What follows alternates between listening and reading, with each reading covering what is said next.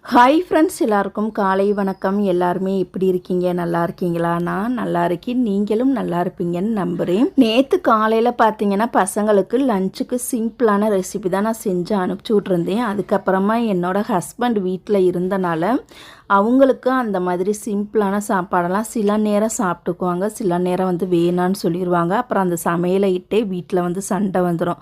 அதனால நான் என்ன பண்ணிட்டேன், கடைக்கு வந்து ஃபாஸ்ட்டாக கிளம்பி நான் போனதுக்கப்புறமா மதியானம் லன்ச் டைமில் ஒரு 12 மணியே போல் பார்த்திங்கன்னா, சரி நம்ம வீட்டுக்கு வந்து இவங்களுக்கு மட்டும் தனியாக சமையல் செஞ்சு வச்சுட்டு அதுக்கப்புறமா நம்ம கடைக்கு போகலாம் அப்படின்னு சொல்லிட்டு, இவங்கள தான் கொஞ்சம் நேரம் கடையை நீங்கள் பார்த்துக்கோங்க, கடையை வந்து க்ளோஸ் பண்ண வேணாம், கடையை பார்த்துக்கோங்க, நான் ஃபாஸ்ட்டாக வீட்டுக்கு போய் சமையல் பண்ணிட்டு வந்துடுறேன் அப்படின்னு சொல்லிட்டு வீட்டுக்கு வந்துட்டேன். அதுக்கப்புறம் தான் ஃபாஸ்ட்டாக நான் வந்து சமையல் பண்ண ஆரம்பித்தேன். சாதமே பார்த்திங்கன்னா கொஞ்சம் போல் தான் இருந்தது, ஒரு ஆளுக்கு போதும், இன்னொரு ஆளுக்கு வந்து பத்தாதான். அதே சமயம் பசங்களுமே ஸ்கூல் விட்டு வந்தோடனே சாப்பிடுவாங்க.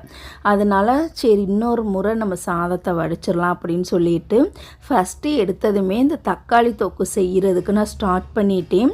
தக்காளி பார்த்திங்கன்னா ஒரு 1/2 கிலோ அளவுக்கு வந்து பொடி பொடியாக நல்லா வந்து கட் பண்ணிக்கணும். இதுக்கு தேவையான பொருட்களை பார்த்திங்கன்னா வெங்காயம், பச்சை மிளகா, தக்காளி, கருவேப்பிலை, வாசனைக்காக கொத்தமல்லி தழை, இது மட்டும்தான் நம்மளுக்கு தேவையான பொருட்கள்.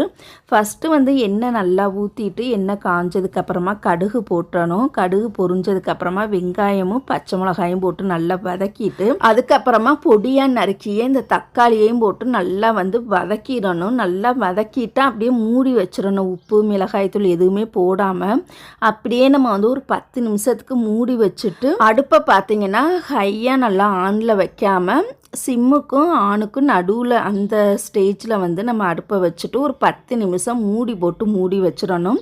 அந்த எண்ணெயிலே பார்த்திங்கன்னா அந்த தக்காளி வந்து நல்லா வெந்து வதங்கிடும். அதுக்கப்புறமா நம்ம மூடியை திறந்து விட்டுட்டு நல்லா வந்து கரண்டியை போட்டு நல்லா மசிச்சு விடணும். நல்லா நம்ம மசிக்கிறது அந்த வேகிறதுல தான் இருக்குது அந்த பக்குவம். அதுக்கப்புறமா நல்லா மசிச்சு விட்டதுக்கப்புறமா தேவையான அளவு நம்மளுக்கு காரத்துக்கு ஏற்ற மாதிரி சாம்பார் மிளகாய் தூள் போட்டு நல்லா வதக்கி விட்டுட்டு தேவையான அளவு தண்ணியுமே ஊற்றிட்டு கல்லுப்பு போட்டு திருப்பி அதை வந்து கலக்கி விட்டு மூடி வச்சிடணும். அதுக்கப்புறமா திருப்பி ஒரு முறை நல்லா கிண்டி விட்டுட்டு லாஸ்ட்டாக பார்த்திங்கன்னா இந்த வெல்லம் வந்து சேர்க்கணும். ஓகேங்களா? அந்த வெல்லம் போட்டால் தான் இதோட புளிப்பு சுவை, கார சுவை, இனிப்பு சுவை எல்லாம் கலந்து ஒரு கலவையாக ரொம்பவே டேஸ்ட்டாக இருக்கும்.